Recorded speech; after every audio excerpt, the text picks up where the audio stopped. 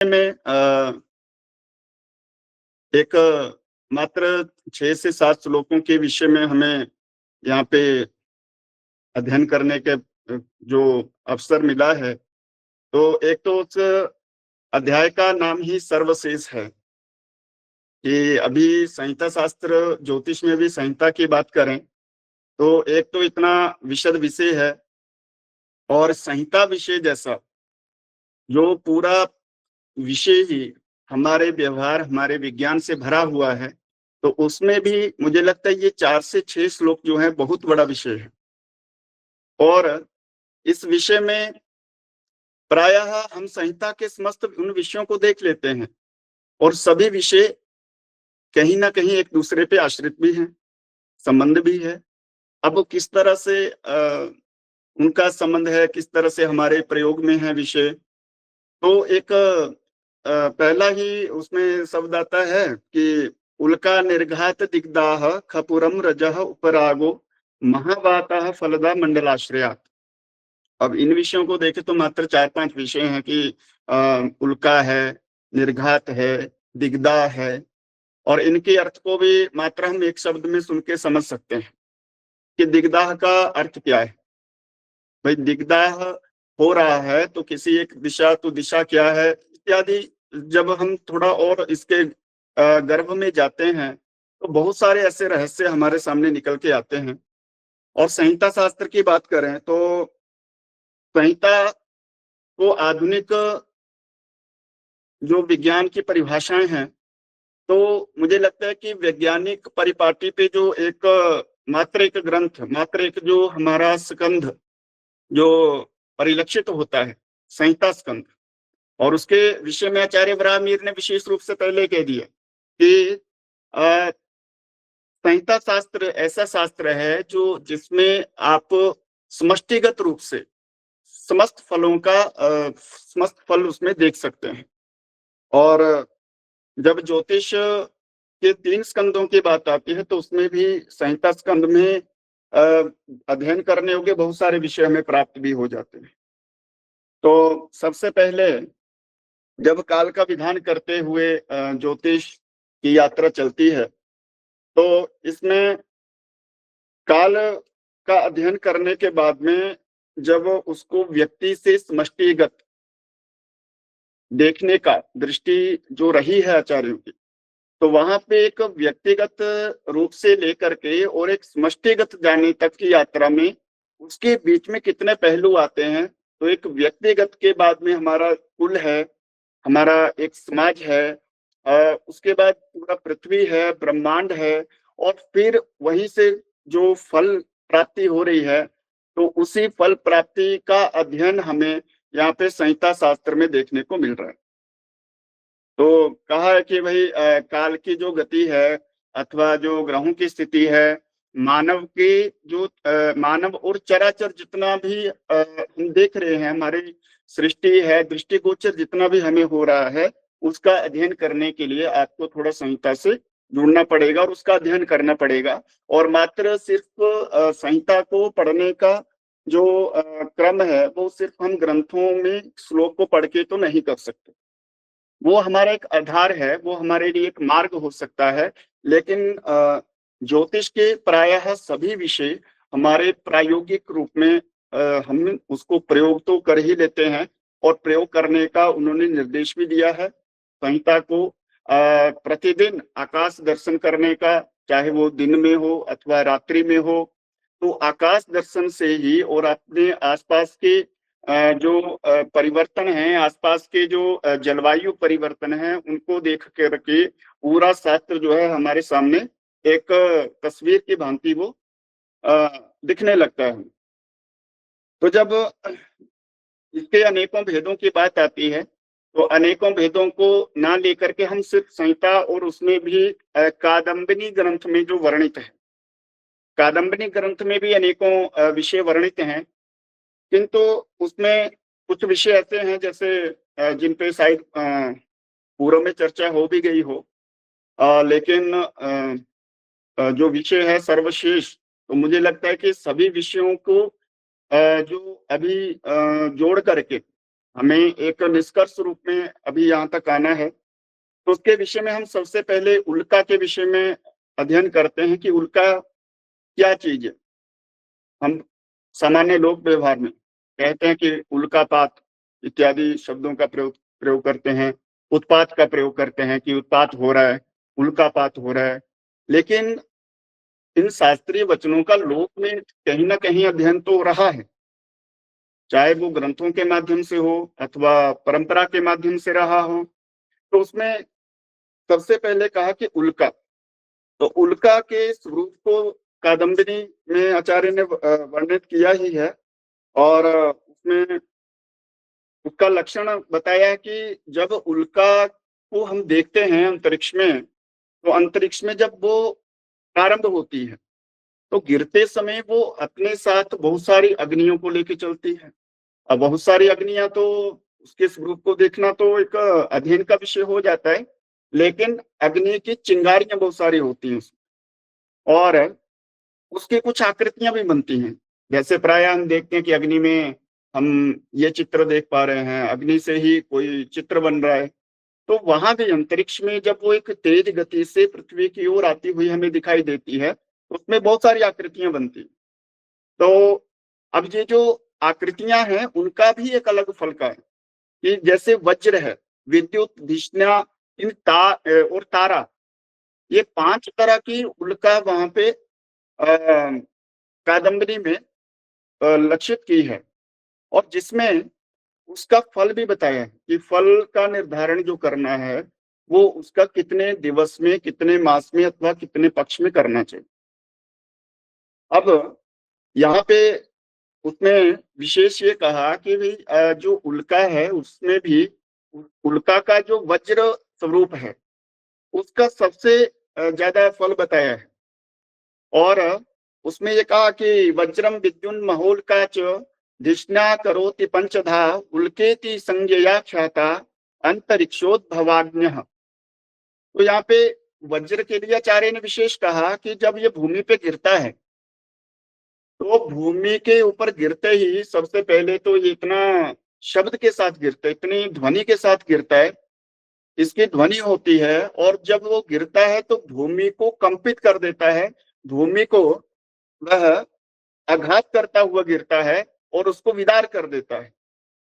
और प्रायः ये जो वज्र है, ये प्रायः मकान के ऊपर, घरों के ऊपर या वृक्ष के ऊपर या प्राणियों के ऊपर अधिक गिरता है। मतलब जो जब भी इस तरह के आघात होते हैं, इस तरह के जो हम लक्षण कहीं देखते हैं, तो हम उसकी आकृति से तो अवश्य ही, लेकिन उसके जो स्वयं का उसका घात करने का लक्षण है, उससे भी हम इसको देख सकते हैं, उसको पहचान सकते हैं।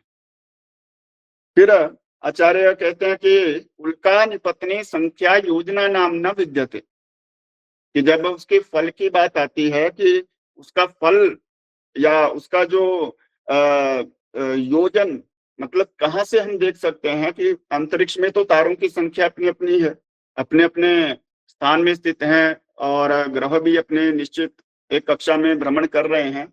लेकिन उल्कापात जो है, आप कितनी दूरी से उसको देख सकते हैं, तो बोले उसमें किसी योजन का निर्धारण नहीं है कि कहाँ किस स्थान पे, लेकिन जहाँ पे जिस स्थान को वह ग्रहण करते हैं, मतलब पृथ्वी के जिस भाग के ऊपर गिरते हैं, उसी भाग के लिए वहाँ पे फल जानना चाहिए, ये आचार्य ने स्पष्ट कर दिया।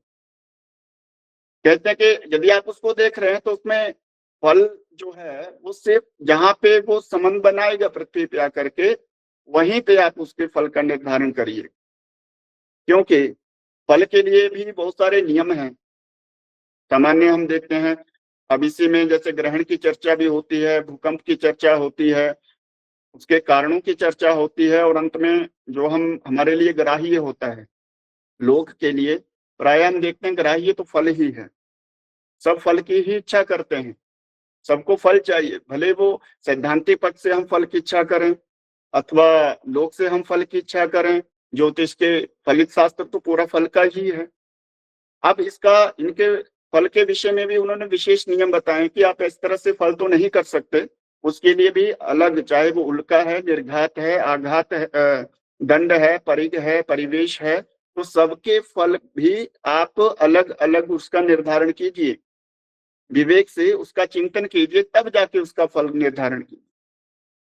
तो इसी पक्ष को आचार्य ब्राह्मण उन्होंने भी कहा कि दिवि भुक्त भुक्त शुभ फलानां पतताम रूपाणि तानि तानि उल्का धिष्ण्यान धिष्ण्योल्कान शनि विद्युतारा इति पंचधा भिन्ना। आचार्य जी ने भी इसको 5 ही स्वरूप दिए, 5 ही स्वरूप में इसको माना।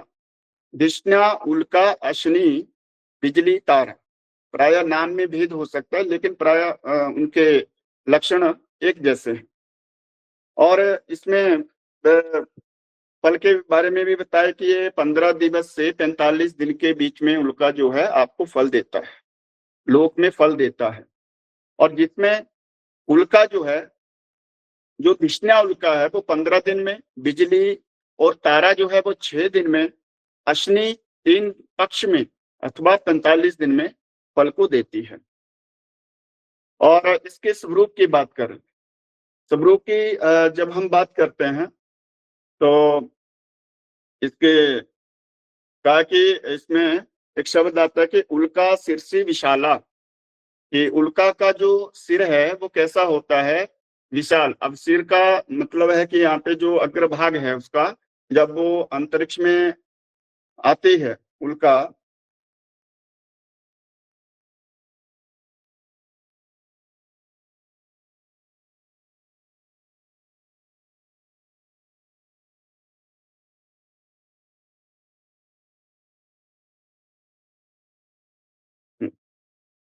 ठीक है, तो बोला कि ये अलग अलग आकृतियां लेकर के आती है, मतलब उसकी आकृतियां अलग अलग हो सकती हैं। जैसे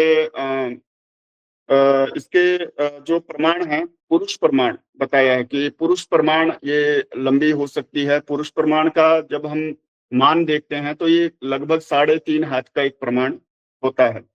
और इसमें अलग अलग आकृतियां होती हैं, जैसे प्रेत है, कुछ शस्त्रों की आकृति को ले लेती है, ऊंट, नाग की आकृति, बंदर, सुअर, हल और सांप या धूम, पूरे की इस तरह की आकृति को ये ले सकती है। इसमें अध्ययन आवश्यक है कि हमें कौन सी आकृति है, उल्का है तो उसको कैसे हमें उसको पहचानना है, और उसकी अलग अलग आकृतियों से कैसे उसको देखना है। और इसी बीच में बोल रहा है कि ध्वज, ध्वज की आकृति की भी उल्का हो सकती है। मत्स्य, मत्स्य की आकृति की भी उल्का हो सकती है। हाथी है, पर्वत है, कमल है, चंद्रमा है, घोड़ा, तपी हुई धूली, मतलब एक धूल की भांति भी, जैसे जिसको हम कॉस्मिक डस्ट बोलते हैं, अंतरिक्ष में जैसे बहुत जो हमें धूल दिखती है, हमारे वातावरण में कई बार धूल दिखती है, तो बड़ा उस तरह की भी ये उल्का हो सकती है। तो बोला कि इसके जो निर्घात होते हैं, जब उल्का पृथ्वी के ऊपर आके गिरती है तो कहीं ना कहीं ये भूमि में तो कंपन भी पैदा कर सकती है, भूमि में गति पैदा कर सकती है कि निशार्धे यदा पूर्वे, और उसका दिन के किस भाग में अथवा रात्रि में गिर रही है, दिन में गिर रही है, तो उसका फल क्या है। रात्रि में अलग फल बताया, दिन में अलग फल बताया कि निशार्थे तू यदा पूर्वे उल्का निर्घात भूचला मैत्रेंद्र वैश्व श्रवणाभिजित रोहिणी वासुवेही। तो बोल रहे कि बोला यहाँ आचार्य ने कि निशार्धे तू यदा पूर्व, निशार्ध में, निशा के अर्ध भाग में, पूर्व से यदि उल्का आती है तो उल्का निर्घात भूचल तुम्हें भूमि को भी कंपित कर सकती है। तो इस तरह से उल्का है, निर्घात है। निर्घात प्रायः ये भी जो वायु के वेग से पवना पवना विहितो हो परस्पर, कि जब परस्पर दो वायु टकराव होते हैं किसी स्थान में, तो उन वायु के टकराव से भूमि के ऊपर क्या प्रभाव पड़ता है, ये निर्घात उसी शब्द ये निर्घात शब्द जो है उसी अर्थ में आया है कि पवनः पवना विहितो गगना दवनौ यदा समापतति भवति तदा निर्घातः सच पापो दीप्त विहगृतः। तो यहाँ कहा कि ये जो वायु का, यहाँ जो हवा, वायु जो है, पवन जो है, परस्पर एक वेग से अब जैसे प्रायः हमारे आसपास तो सामान्य वेग से जब वायु चलती है तो हमें वो प्रभाव हमें दिखता नहीं है। लेकिन सामान्य से जब अधिक वेग हो जाता है वायु का या हमारे वायुमंडल के ऊपर, लेकिन ऐसी वायु जो हमारे भूतल को, हमारी भूमि को प्रभावित कर रही है, उसको वहाँ पे निर्घात के रूप में वर्णित किया है आचार्य। और कहा कि यहाँ पे ये पाप फल को देने वाली प्रायः देखी जाती है। और इसके बाद चर्चा की गई है। आचार्य जी ने कहा कि खपुरम एक शब्द इसी श्लोक में आता है, खपुर। तो खपुर के विषय में यदि हम चर्चा करें तो पूर्व प्राय हम जानते हैं, पूर्व शब्द जो है जैसे नगर इत्यादि के लिए प्रयोग होता है। जैसे बहुत सारे ऐसे नगर भी हैं, जयपुर है, नागपुर है। और ख ख मतलब अंतरिक्ष, ख प्राय शून्य अंतरिक्ष के लिए प्रयोग किया जाता है। अब यहाँ पे अंतरिक्ष और नगर का संबंध, अब भूमि और नगर का कहते तब तो ठीक था कि भूमि के ऊपर कोई नगर होगा।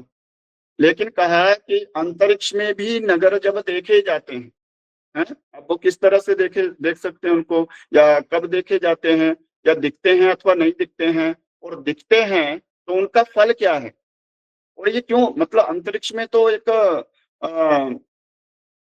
गगनार विंद वाली बात हो जाती है कि गगन में कमल के पुष्प को देखना है। तो कहा कि आकाश में दिखने वाला जो नगर है उसी को खपुर कहा।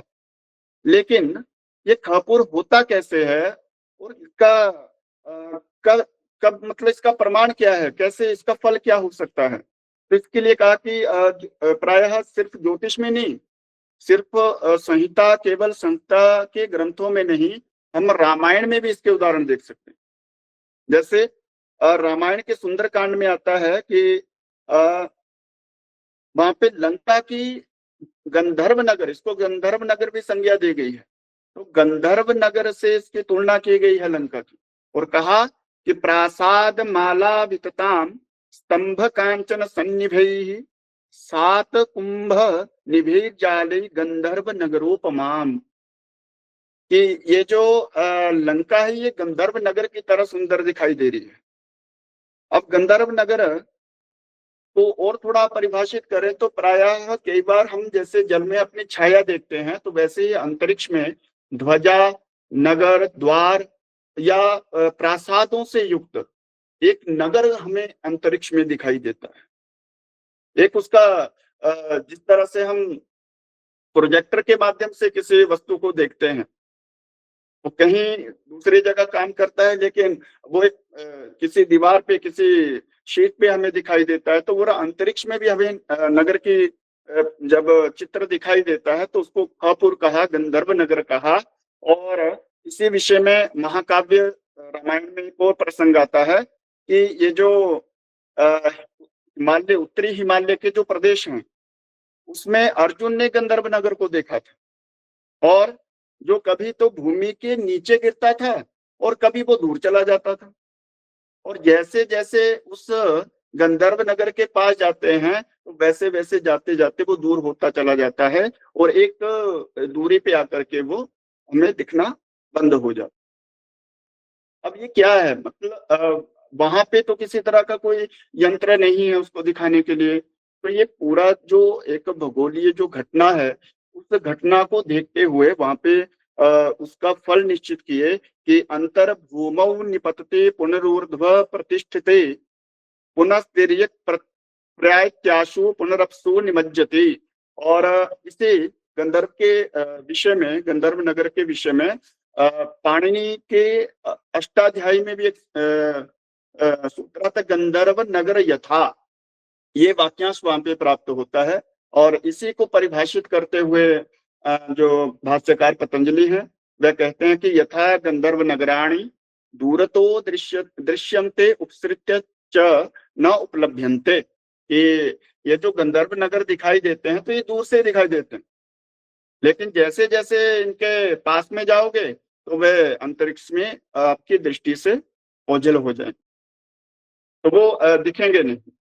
फिर आचार्य ब्राह्मीर भी कहते हैं कि गंधर्व नगर के दर्शन के फलादेश में उन्होंने सीधा कहा कि यहाँ पे जो उत्तर दिशा में यदि गंधर्व दिखाई देता है अब ये भी निर्धारण करना है, क्योंकि हमारे जितने भी फल कथन होते हैं, वह हमारे स्थान के सापेक्ष होते हैं, हमारे देश के सापेक्ष होते हैं।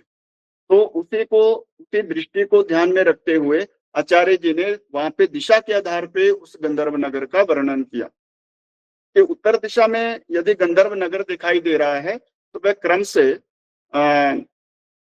पुरोहित का जो पुर का जो नगर का जो हित करने वाला है, जो राजा के साथ कार्य कर रहा है, तो उसके लिए अनिष्ट बताया है।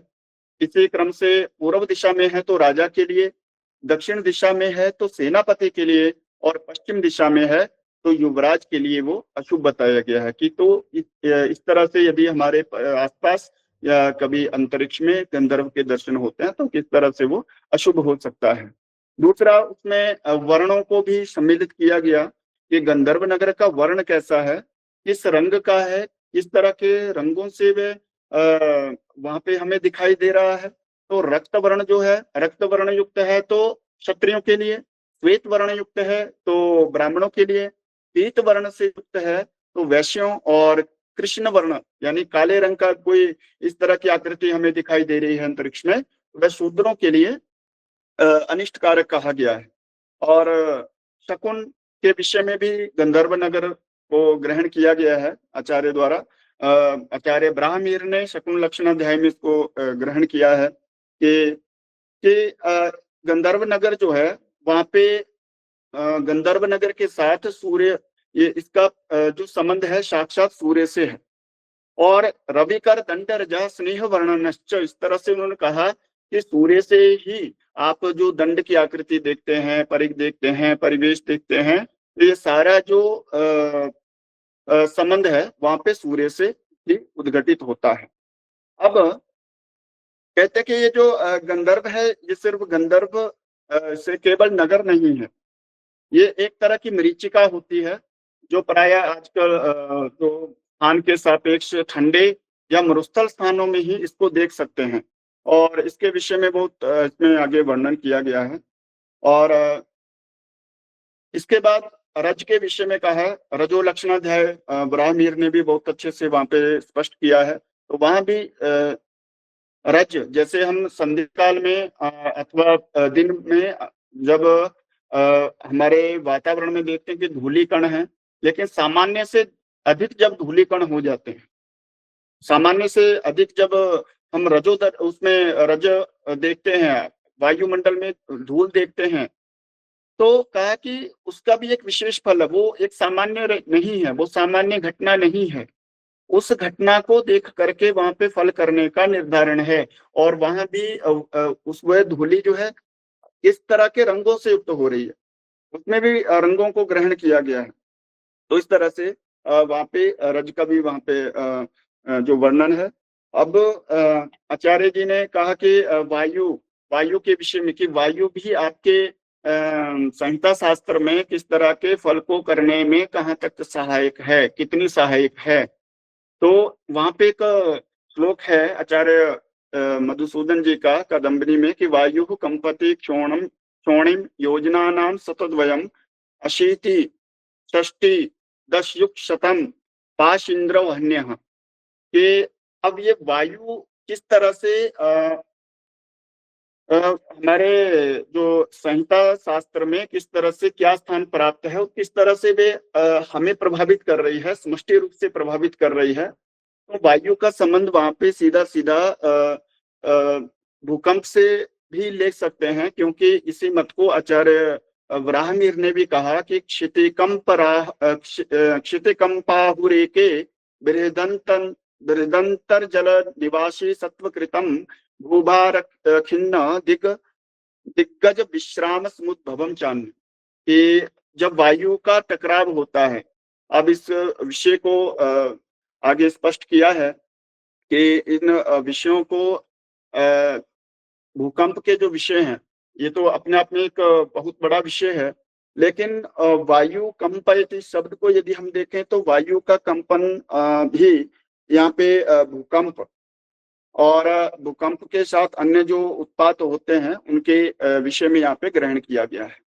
उपरागो महावातः फलदा मंडलाश्रय। अब इनका एक आश्रय बताया, इनका एक आधार बताया कि इनका आधार क्या हो सकता है, कि मतलब घटनाएं तो हम बहुत सारी देख रहे हैं अपने वायुमंडल में, बहुत सारे, जैसे उल्कापात है या भूकंप है, ये सब देख रहे हैं। लेकिन इनका आश्रय, इनका आधार, इनका फल कथन का आधार क्या हो सकता है, उसके लिए कहा मंडल।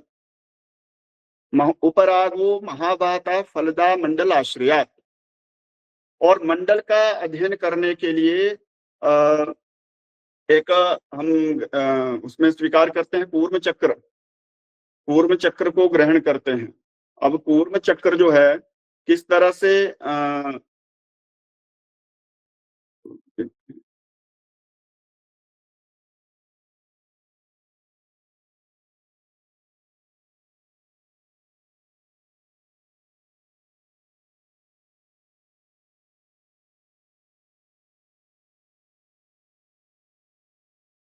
ये उल्का के विषय में जो अभी अध्ययन किए, तो इस तरह के जो वहाँ पे उसका शिरोभाग, शिरोभाग जो दीर्घ कहा गया है कि जब उल्का गिरती है तो उसका शिरोभाग थोड़ा यहाँ से थोड़ा स्थूल होता है, और धीरे धीरे उसकी जो आकृति है इस तरह से एक सूची आकार या एक लंबी आकृति वहां पे बनती है। और एक पुरुष प्रमाण उसका कहा गया है कि प्रायः कम से कम 3.5 हाथ की ये उल्का हो सकती है।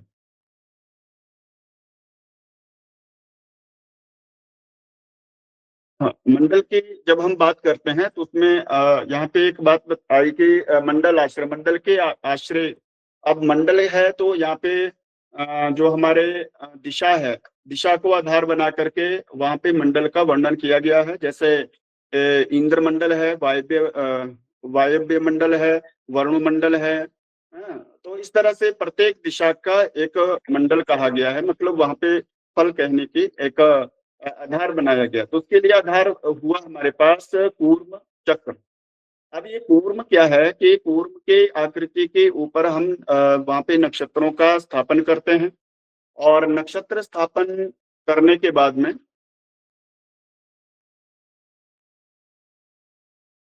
कौन सी दिशा का कौन सा नक्षत्र है उसको देखते हैं। अब इन नक्षत्रों के आधार पे आगे फल किया जाता है कि किस मंडल के नक्षत्र में कौन सा उत्पात हुआ भूकंप है तो वो किस तरह का फल देगा। अगर वायव्य मंडल का भूकंप है तो वो किस तरह का फल देगा, है।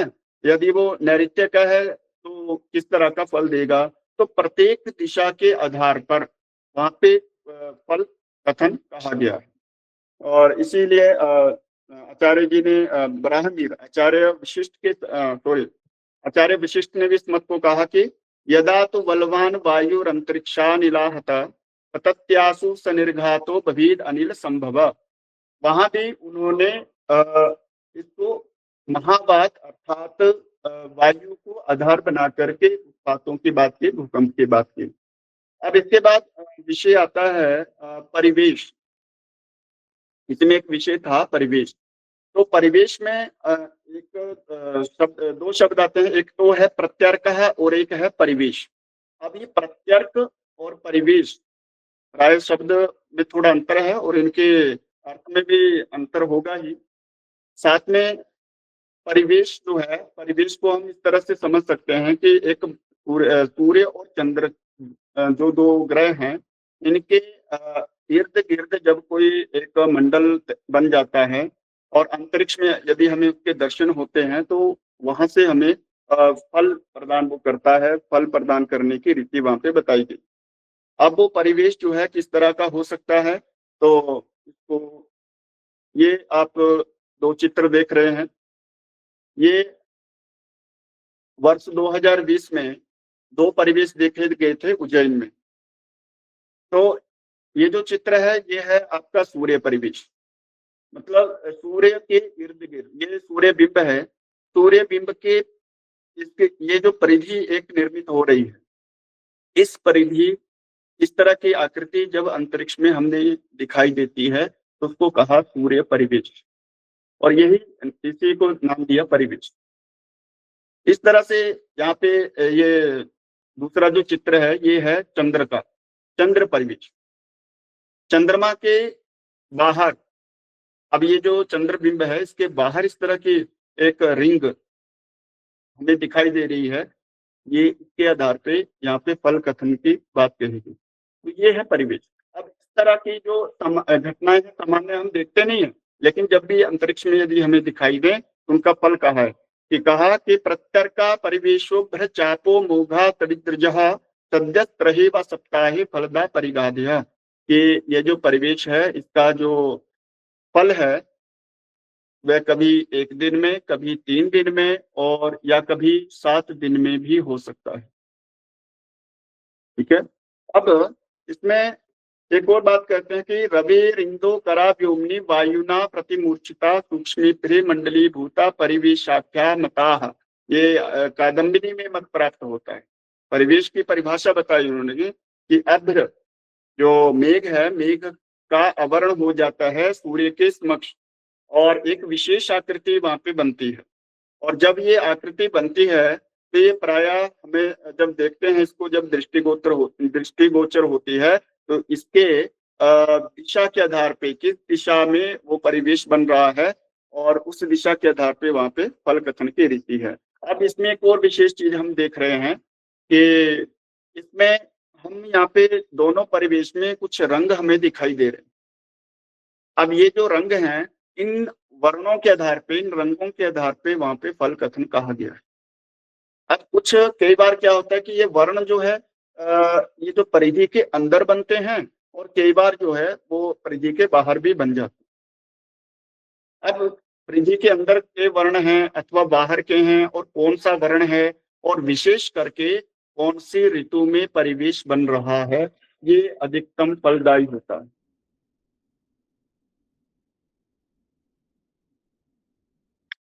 तो कहा कि यदि परिवेश जो है वो उसको हमें ऋतुओं के आधार पे देखना चाहिए कि यदि जैसे शिशिर ऋतु में यदि नीलकंठ की कांति, नीलकंठ के वर्ण जैसा, उसके कंठ के जैसा, नीलकंठ जैसा यदि परिवेश है और बसंत में मयूर की कांति, वर्षा ऋतु में तेल की कांति, शरद ऋतु में दूध की कांति, हेमंत ऋतु में जल के समान कांति युक्त ये परिवेश हमें दिखाई देता है कि ये जो परिवेश है ये ऋतु के अनुसार अपना वर्ण दिखाता है।